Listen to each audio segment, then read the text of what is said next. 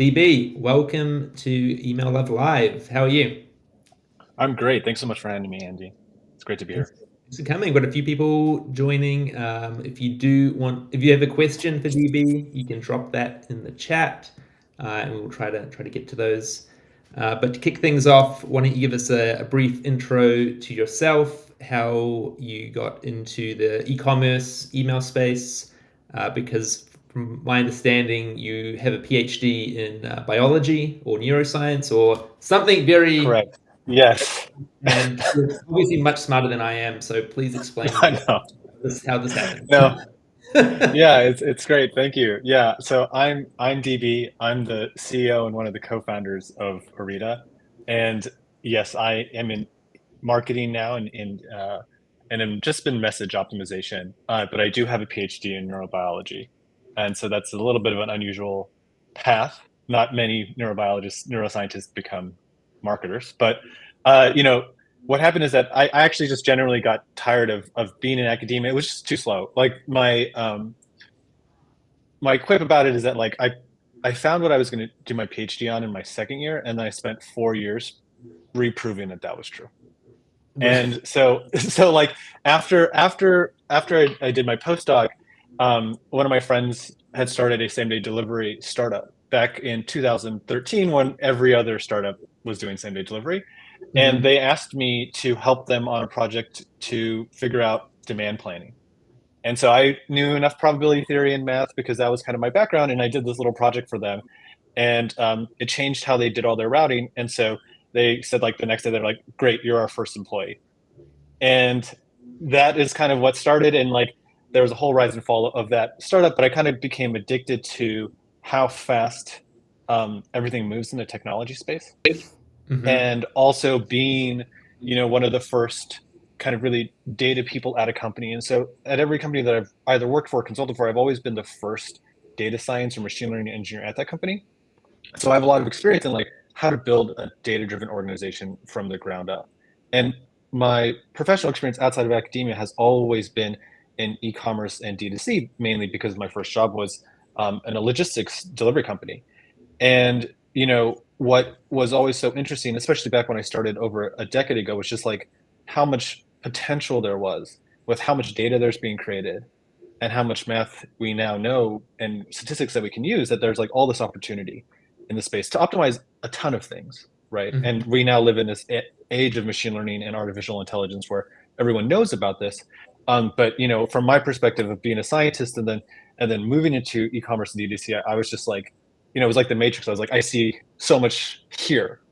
Mhm. And I wasn't intending to, like, therefore transfer those skills into marketing directly. When you're a data scientist, a first person at the company, you're basically putting your lens wherever you see opportunity.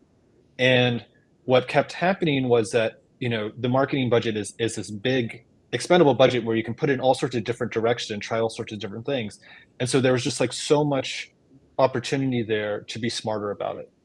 Mhm. And before we went into email, we actually, my co-founder Zach and I, who's my CTO, we did a project for a brand where we tried to cut down on marketing waste for direct mail. So Mhm. they had this catalog program, and they're sending out all these catalogs. And what happened was that, like, as you can imagine, lots of people are signing up. They're getting discounts, they're getting coupons, they're using their work address and then their home and then their parents' home and all this kind of stuff. And so what happened was that this company would send out, 1 million catalogs and would actually only go to 200,000 people Oh or wow. something like that. And Yeah. so, like, literally, we saved them hundreds of thousands of dollars after doing after implementing some algorithms around identity resolution. And so, like, that was kind of a first aha moment of like, wow, there's actually a lot of waste in marketing, right? And in that Mm. case, it was like literal physical waste of goods. Right. And so we got very enamored with that concept. And then we're like, okay, but what is an area where there's even more data, there's even more messages being passed back and forth, and there actually probably is a lot of waste. And then that's kind of when we decided to kind of look into what this looks like on other channels. What does this mean for email, right? As consumers, right? Now putting on our other hat outside of marketers, it's like we know that there's lots of waste. We know that we get a lot of emails that we don't care to receive at any given moment that are pretty ineffective, but it's quite, quote unquote, it's cheap. And I think people think it's cheaper than it actually is to send an email.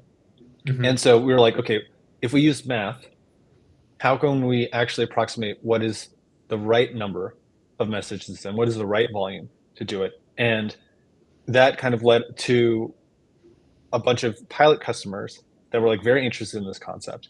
And then that just kind of spun down the rabbit hole. And now here we are, where we have built an entire company around this idea of like optimizing messaging. And our first foray is with email. Got it. And you were originally doing it as kind of like a consulting, like. It was, yeah, it was like it was part of the consulting work that we did. Like we've done everything from like pricing and promotions and demand planning and logistics. And so, we were kind of like looking for what was repeatable and what was a repeatable pain point to then productize. And not all brands need help with pricing, not all brands need help with this or that, but like they almost all needed help in trying to optimizing their marketing. They're getting too many unsubscribes, they're landing in spam, or they just thought it was really expensive. Email was really profitable when my list was half the size last year, and now it's big and I don't make twice as much money. I make 25% as much money. Like, what's going on here? And so like those sorts of things just like combined with the fact that there's so much data around means that like maybe we could start using data science and machine learning approaches to really boost this sort of thing. And that was kind of the instigation for why we started the company. Got it. And I've heard you use machine learning very specifically, but not AI. So this is not Yeah. AI. This is something a little bit different. Can you explain Okay. the difference? Because I Yeah. So with it. yeah. So this is now, it's funny. Um, so you're also talking to a former neuroscientist. So I have very strong feelings around this subject. So technically, artificial intelligence is actually a broader concept than machine learning. It is what processes that we see in neural systems that we can now recreate artificially. And so if there's a neural system that is memorizing a map and then you do it in a computer, that is technically artificial intelligence. Machine learning is a very specific subset of artificial intelligence, which is learning some sort of complicated set of rules, maybe rules that are like impossible for us to understand conceptually, like weightings in an artificial neural network, to learn some sort of task better and better. And so that's actually a very specific subset of machine learning. Sorry, artificial intelligence, and that is the sort of statistical stuff that all practical quote unquote AI that you see is really machine learning. And so as a machine learning engineer, we like to be kind of precise about how we use it, that we actually do machine learning, because there's lots of stuff outside of machine learning that actually falls into the camp of artificial intelligence. And yeah, and so if you want to know if you're really dealing with a real ML engineer, they almost always will say ML and they won't use the term AI. So the only way that you see AI is that we're arita.ai, but that's the only time you ever see anything AI related when you chat with us. Got it. Got it. Interesting. Yeah, I did not know the difference. So Yeah, good to know. So talk us through how Arita can, this can be applied to email, and yeah, how do you send fewer emails but make more money with this product? yeah. I think so. Email is this like in general is this very interesting channel where it's actually a dual optimization problem. You want to generate as much sales as possible for D2C brands or clicks or whatever ads, whatever thing that you're optimizing for. But for most of our customers who are D2C brands, it's sales. But it's gatekept by inboxes, and an inbox is and those inbox providers are what you're supposed to optimize that for something completely different, and they're Hmm. kind of correlated, right? But Gmail has no idea if someone actually ended up purchasing from you, right? No. So you might be like, oh, I marked this email as spam, but then I went later and went to the website and bought from them. From a brand perspective, you might be like, oh, this is great. They're a customer. But to Mhm. Gmail's perspective, they're like, you're junk. Right. And so that fundamental tension where you want to try and drive as much revenue as possible, but you also have to keep these inbox providers happy and they're not necessarily fully aligned is Hmm. this gap. And that gap is, we use the term deliverability, but like that's actually like kind of mathematically what's going on here is that you want to maintain what's called good deliverability. It's like, are you ending up in the primary inbox versus promotions versus versus spam, or like outright being rejected by the servers in the first place. And in order to do that, you need to drive engagement, which, for all email marketers know, it's like you need to have a high click rate. You should have a low unsubscribe rate. You should have a very, very low spam rate. Opens and things like that don't really matter. There's other things that probably really matter that we're not privy to, like how much time people are spending on those emails and stuff like that, which we really can't collect that sort of information. But those are the sorts of things that you want to optimize on one hand while driving as much revenue. And so you have this big tension in terms of how many people should you email at any given time? That's the big question, right? And so what we thought about is like, how can we think about what is the actual maximal addressable audience at any given time? You have a list of 1 million people. Not all 1 million people want to hear from you right now, right? And so it's like, where is the right cutoff point on that list of 1 million people to send your campaign to or your flows to today? Today, to make Gmail happy, or to make Microsoft happy, to make Hotmail happy, to make Yahoo happy, but also to make as much revenue as possible. And so in order to do that, what we look at is we build engagement models for our brands. And each brand gets a custom model built based on their own historical data. So all of our customers right now are on Klaviyo, and the vast majority of them use Shopify. And what we do is we basically look at all the events that the brand is using. So it's not just email data like clicks and opens and the domain and the email address and all that kind of stuff. It's also transaction information. Do they have discounts? How many did they purchase? Did they create a Shopify account? But one of the beautiful things about Klaviyo and a lot of the marketing automation platforms is the large number of integrations that they have, and how standardized a lot of the tools are that brands use. So you'll see things like CRM tickets in there. You'll see that there was a return. You'll see a subscription started. You'll see an on-site quiz event. And brands right now use typically rules of thumb to kind of engage flows or campaigns based on that sort of stuff. But we can actually build mathematical models that look to take a very, very wide purview, look at every single type of customer touchpoint data that you have in there, see how they all relate to things, and predict clicks and purchases, and then continually train that model to figure out what is optimal for the brand. And then when you have that, it's all very mathematically complicated, but at the end of the day, it goes, of the million people on your list right now, actually 800,000 are the number of people that you should email. These 200,000 people, it's an actively bad idea to message right now. They won't respond. They're unsubscribed. They'll mark you as spam. And so why don't we just put a do not disturb on them temporarily, do not disturb on them, to figure out when that risk to reward ratio flips in your favor. And that's when you should reach out again. And it's a dynamic process. It changes all the time, and people get back and forth in and out of market. That's the basic concept that we do. I think that's really interesting, because people might be interested 1 month and then the next month they're not interested again. As an email marketer, you don't really do that, right? It's I think when we first started, the way that people were kind of like, oh, this is kind of like segmentation and like list cleaning, and we're like, yes, those are like the pillars of the old world in which to think about it, but that's not how it's not how we actually work. We don't go, oh, I'm really interested in this brand, and then I haven't visited the website in 365 days, so never email me for the rest of my life, right? Which is what list cleaning basically does.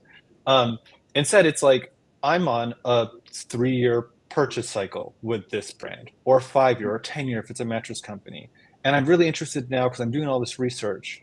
And then I'm not really that prepared. And maybe like, stop emailing me every day because I'm like out of market right now. But I might be in market 9 months from now, or your next big sale, or your next new product launch, or 4 years from now. And what we're trying to do with machine learning is like how to intelligently sample if someone is in or out of market, right? Be very conservative, keep sending them messages. But when you see this drop off in engagement, put a pause and then sample every few months or every few weeks in an intelligent way to kind of minimize the chance of something negative happening, unsubscribing or marking as spam. And then as soon as you get signal that they're back in market, great. Send them that great content that email marketers are really good at making until that person converts to a sale. And that could include going on their website or absolutely. Yeah, exactly. Yeah, it's a very wide purview of like, we try to find the intersection of interacting with the brand in general with the specifics for how they're performing in that email channel. I mean, in that channel is email. And, not only do people go in and out of being interested, being hearing from a brand, but they also go in and out of being interested in hearing from a brand on a channel. So maybe email's working right now. Yeah, exactly. Yeah. So do you guys include like you can control Instagram ads or Facebook ad, like Meta Not ads? not yet. So what we are working back to call to my direct mail days. We have a pilot with direct mail, and so we're looking at how to do back and forth between that. We're Mhm. and currently working on machine learning models for SMS and stuff like that. So we're starting with the first party data channels, right? Because that's kind of like our bread and butter, and eventually we'll move over into those sorts of things as well, and kind of figure out exactly what is like the right marketing mix and the timing of all that sort of information to make like the maximal impact for that specific brand, for that specific customer at that specific time in their life cycle. Yeah, it's super interesting. Stop following me on Facebook or Instagram or Yeah, exactly. I mean, I think it's just so funny. It's like, we've all have this stuff where it's like, I bought this thing and now I'm getting a lot of marketing content for it. It's yeah, like the right. Oh, refractor period. The least likely time I'll ever buy again is when I get a barrage of messages, right? yeah, And so it's just yeah. like, what is the actual cadence there that makes sense in order to receive messages? I always think of it in terms of like housing. Like you bought a house and then you start getting emails Yeah, from your realtor like a month later. It's like I'm not going to buy another house anytime. exactly, exactly. No, it's the case, and I think that like, I think you know, all of these things are logical things that everyone knows, but the reason it's been hard to put it into practice because it's intimidating, it's scary. It's like, well, it only cost me a fraction of a penny to send this email, right? Right. So I should just send it. Like Hmm. the cost of not doing that could be extreme. And when you do that at scale and you're getting to these bigger and bigger lists, then what starts happening is that you start having a larger and larger pool of people who are really unengaged. And that's when the inboxes start to notice stuff. And then Hmm. what happens, especially with the recent changes with Gmail and Yahoo that came out this year, it's like you Hmm. got to really be on your toes there because Right. deliverability is really non-linear. It's not like they give you a warning and then they put 2% of your emails in spam and then 3% and then 4%. It's just like all of a sudden you're like riding high and then all of a sudden you're just like, wait, what's going on? My revenue and my open rate and my click rates are like falling off a cliff. And it's just this vicious cycle. And so you have to really be careful to like not succumb to those sorts of mistakes. And so being on top of engagement and deliverability from the very get-go is pretty much critical, especially as you get larger and larger. I feel like some of the large brands are some of the worst offenders. Like you sign up to Macy's or J. Crew, or they'll send you daily emails forever, Yeah. basically. You know, it's interesting because like especially at those larger organizations, sometimes they'll have different departments, maybe even different email service providers per those departments. And so there's not a lot of crosstalk that happens there. And so all of a sudden you're getting emails from the sporting goods section, and then the next day you're getting something from other, and so a lot of times those bigger brands can end up in spam jail because of those sorts of practices, and it's because there's not this. They don't actually. Sometimes they don't actually have a good idea of like how many emails did they send to Andy today? Oh my gosh, we sent him 5. Like we should probably not do that. From five departments in the same company. Yeah, I can see Yeah. how. And so when we started, our idea was like, hey, we're going to like put these temporary do not disturb sign on a group of these folks, and and then see what happens. And what happened was that the send volume went down in terms of practically for brands for different ESPs. That usually means some sort of savings there, like because they're sending less content. Does Um, it oh, suppress? Sorry, so it like sorry, what? so like in Klaviyo, does it puts them in a suppression That's list? right. Uh, That's right. I mean, yeah, exactly. So if we have an option if you want us to automatically suppress, or if you want us just to tag profiles, and then you can go ahead and make exclusion segments or suppress them yourself. But a lot of our customers, and that's one of the beautiful things about Klaviyo is like they have a concept of suppression, and that mhm. doesn't change the consent status. It basically does put them in do not disturb. They can still receive transactional emails. They just won't receive marketing content globally, right? You're And not they can paying still receive text messages and stuff like that. but you're not paying for suppressed profiles, right?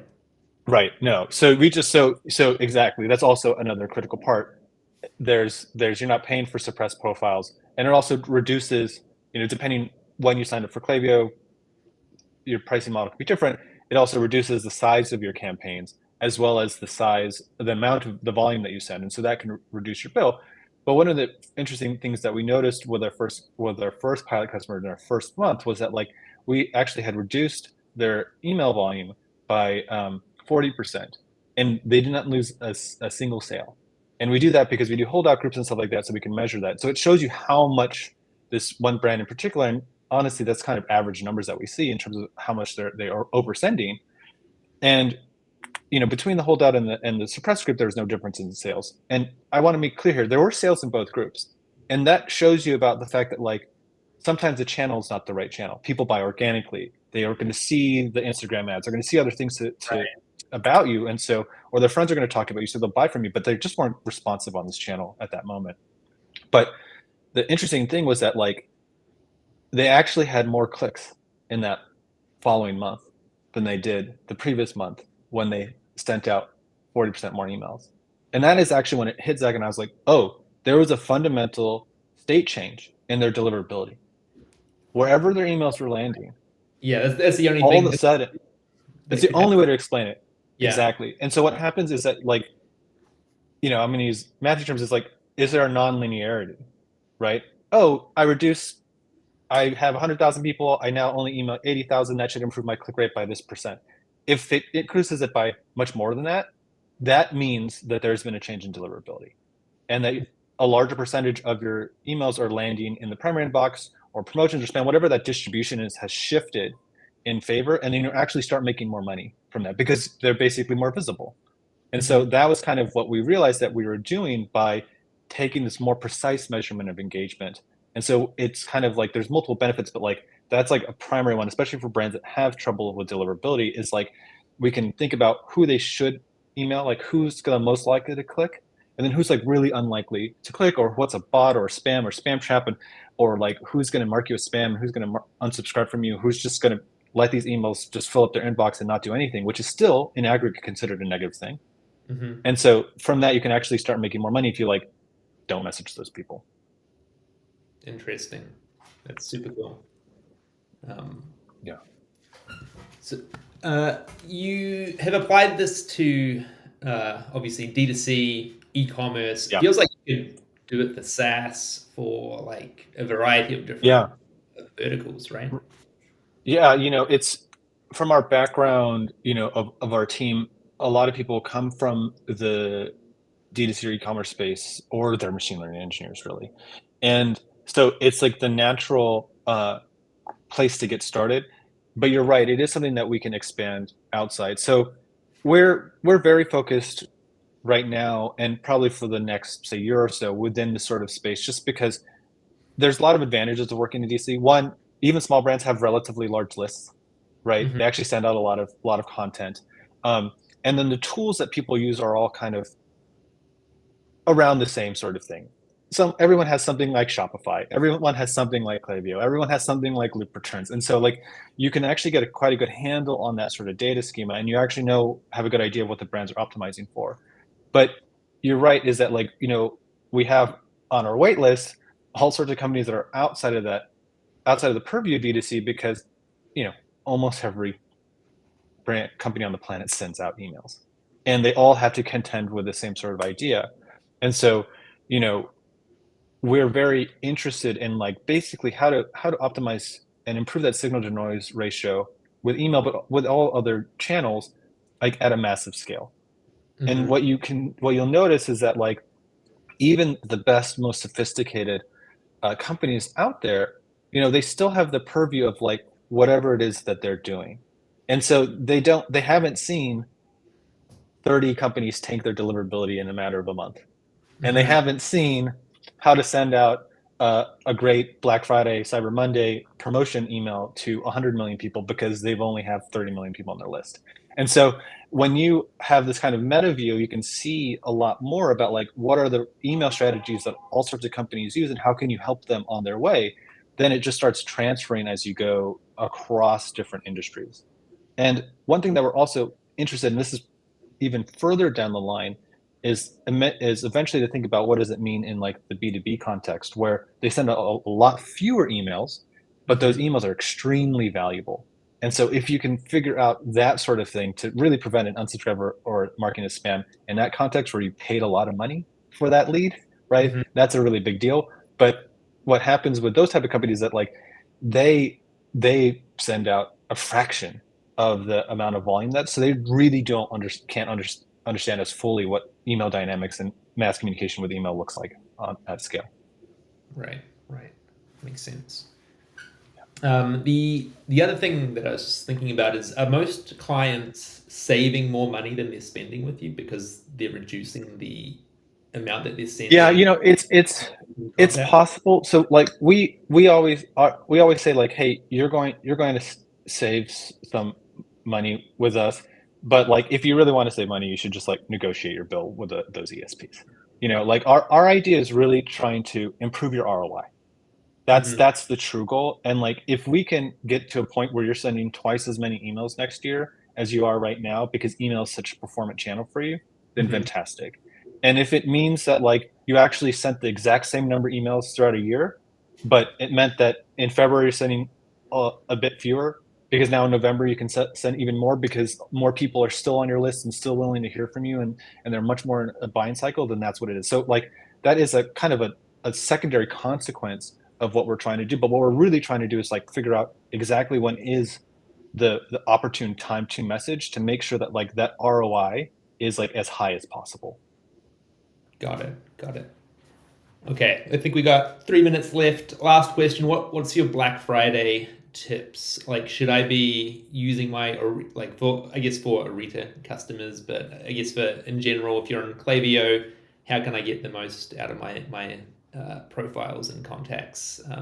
Yeah, This I think the main name of the game here is to do things gradually, right? So deliverability is highly nonlinear and it's highly reactive to nonlinear actions that brands take. So if all of a sudden you're sending emails to 5,000 people, and then the next one you send is to 50,000 and a bunch of them don't want to hear you, that's a yeah, bad idea. yeah. Right. So the good idea is to always warm up these sorts of things. And that means both like slowly increasing the send volume and the size of the campaigns on like up until Black Friday. Um, and as well as like sending stuff in batches and in batches of engagement.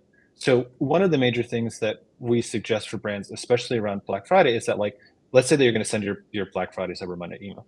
Hmm. Take that list that you're going to send and do it in deciles. Do it in the top 10% first, then the next 10%, then the Hmm. next 10%, then the next 10%. And you're going to hit all of them. But it just is a great insurance policy in case you have deliverability issues over that send, that the most likely people to convert get your email first and see that email and then convert, right? Because that like you gotta think about the ordering of how you send should be like this is my best bet, my best foot forward. So I'm going to start doing that. And so what we highly recommend is both ramping up your sending strategy and then for any of these big sends to really do it in kind of a batched way with your most engaged audience first. And the inbox providers see that, like Gmail sees, oh, you're actually getting really good engagement. We're going to help you Yes, with exactly. this. Exactly. Exactly. Exactly. And in the case, it not only is it in good engagement, but let's say that for some reason you weren't ramping up and that you are like now emailing 10 times as many people as you normally would. You Mhm. might notice that like if you try to send all of them at once, that like over the course, and of course, with all sorts of ESPs, it will actually be sent over, say, a 12-hour period, 24-hour period, that those later messages aren't actually landing because the inbox provider is like, what the hell is going on here? So if you time it to send the most engaged ones first, you'll know at least like, well, these 10,000 people are going to get this message, right? And then there's a really good chance that the next ones are. And then maybe there's a chance that by the end of the send, that the bottom tier aren't going to see it if there's going to be deliverability issues, but they were at least likely to convert Right, anyway. So it's right. not as big of a deal. Awesome, Tim. Thank you so much for joining us, DB. Really good insights. If you're watching, go check out Orita. I think they got some really interesting technology. And anything you want to leave us with, DB? Yeah, the last thing, if you're interested in chatting with me or anyone on my team, we actually do a free audit for all of our brands we build the models and we show them the results before they even have to pay or get started, just to give you an idea of like what kind of ROI and maximum value can you get from your list, and what is there to kind of optimize and stuff like that. So hopefully it's low stakes if anyone wants to talk to me or give it a try. But it was really, really great being on here, Andy. Thanks so much. Yeah, thank you. All right.